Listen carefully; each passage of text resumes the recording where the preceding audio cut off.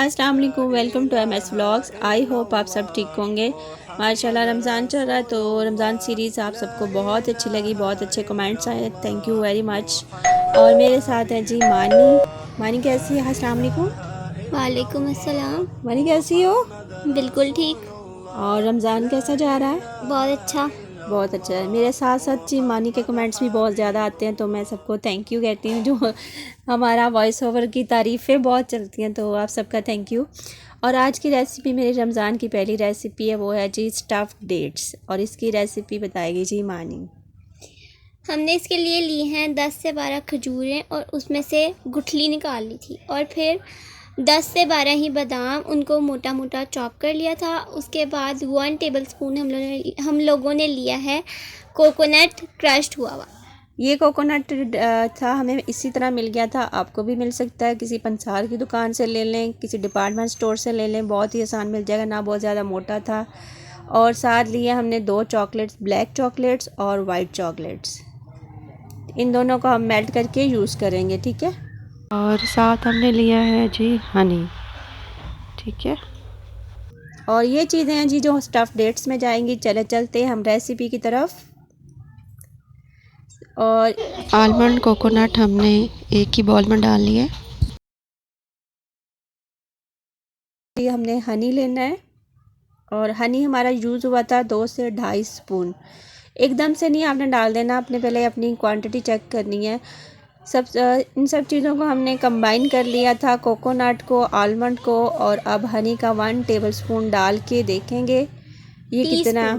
नहीं, टेबलस्पून था, बड़ा स्पून था, लेकिन वो भी कम रह गया था। उसके बाद हमने 1 स्पून और डाला था। मानी कितना मैसी काम करती है। सॉरी। करना है ग्रेजुअली, इसको मिक्सअप करना है। तो ये इधर उधर बड़ी जल्दी भागता है। तो आपने ज़रा ध्यान से इसको करना है। थोड़ा थोड़ा हनी डालते रहेंगे, बहुत ज़्यादा हनी नहीं करना, हल्का हल्का ड्राई होना चाहिए। वो मैं आपको दिखा देती हूँ कि कितना होना चाहिए मिक्सअप। अब हम इसको मिक्स करते रहेंगे, और ये बाद में मतलब ज़्यादा पतला भी नहीं होना चाहिए और ज़्यादा थिक भी नहीं होना चाहिए, बिल्कुल सही वाली कंसिस्टेंसी होनी चाहिए, ऐसे कि आप लोगों का अंदर ये फिल हो जाए। और ये 10 से 12 खजूरों से ज़्यादा का ये मिक्सचर है, तकरीबन 20 खजूरें बन सकती हैं, और बाद में आप इसके अंदर फिल कर लें।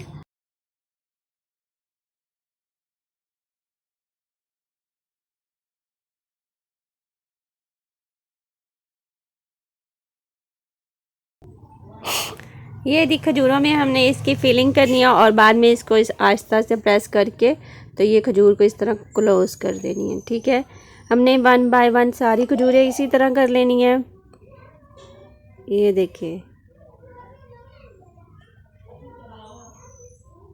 ये हमारी सारी खजूरें हो चुकी थी, तो हमने नीचे इसके रखा था बटर पेपर, ऊपर रखी हैं खजूरें। जब हम चॉकलेट डालेंगे तो वो सारी इधर उधर होंगी, तो बटर पेपर हमारा ज़ाहिर है उस पर गिरेंगी, तो इसलिए हमने इसको बटर पेपर को यूज़ किया है। अब हम करते हैं अपनी चॉकलेट को मेल्ट।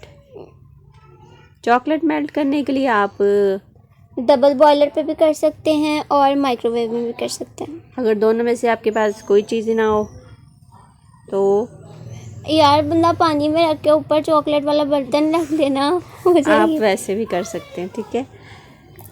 तो ये देखें जी, खजूरें हमारी हो गई हैं।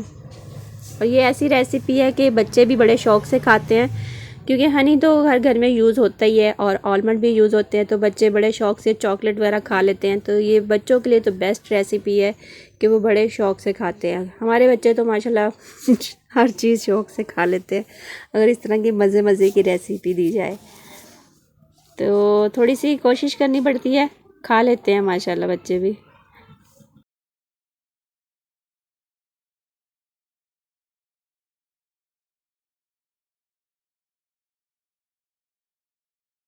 ये हम लोगों की चॉकलेट भी खत्म हो गई, थोड़ी सी रह गई है।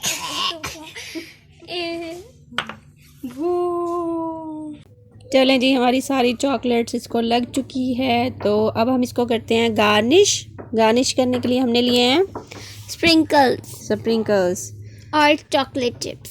और जो हमारे पास कोकोनट पाउडर था आप उसको भी कर सकते हैं। आपके पास कोई और चीज़ है बेकिंग से रिलेटेड या केक से रिलेटेड जो भी है तो आप उसके साथ भी कर सकते हैं। कोई जो आपको अच्छा लगे आप कीजिए।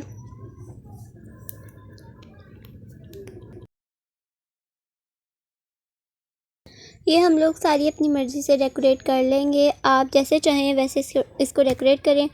ऊपर वो जो हम लोगों ने क्रश्ड कोकोनट लिया था आप उससे भी गार्निश कर सकते हैं। या अगर हम लोगों की जो वाइट चॉकलेट थी ना वो मेल्ट होने के बाद अजीब कंडेंस्ड मिल्क टाइप की हो रही थी, इसलिए हमने वो यूज़ नहीं की। लेकिन अगर आप लोगों की वाइट चॉकलेट बिल्कुल सही है तो आप उससे भी कोट कर सकते हैं, या ऊपर आप ऐसे वो कुछ भी इससे कर सकते हैं डेकोरेशन किसी भी टाइप की।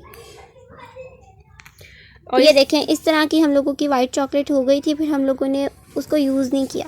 लेकिन आपको दिखाने के लिए मैंने इसके ऊपर थोड़ी सी कर दी थी। लेकिन ये वाला कोकोनट पाउडर है इसके ऊपर स्प्रिंकल कीजिएगा, बहुत ही अच्छी बहुत ही नाइस लुक आती है। ये देखिए इसके ऊपर स्प्रिंकल कर दीजिए। अब हम इसको थोड़ी देर के लिए फ्रिज में रखेंगे नॉर्मल टेम्परेचर पे 15-20 मिनट बाद। फ्रीज़र में नहीं फ्रीज़र में 20 मिनट के लिए 20 मिनट के लिए रखेंगे। और अफ्तार से पहले बनाइएगा तो बहुत ही मज़े की बहुत ही यमी रेसिपी है। एक नई लुक के साथ अपने दस्तरखान को सजाएं। उम्मीद करती हूँ आपको आज की रेसिपी अच्छी लगी होगी, तो प्लीज़ लाइक कीजिए, शेयर कीजिए एंड सब्सक्राइब कीजिए। मिलती हूँ मैं अपनी नेक्स्ट व्लॉग में इंशाल्लाह। तब तक अपना बहुत ख्याल रखिएगा। ओके, अल्लाह हाफिज़। Bye bye.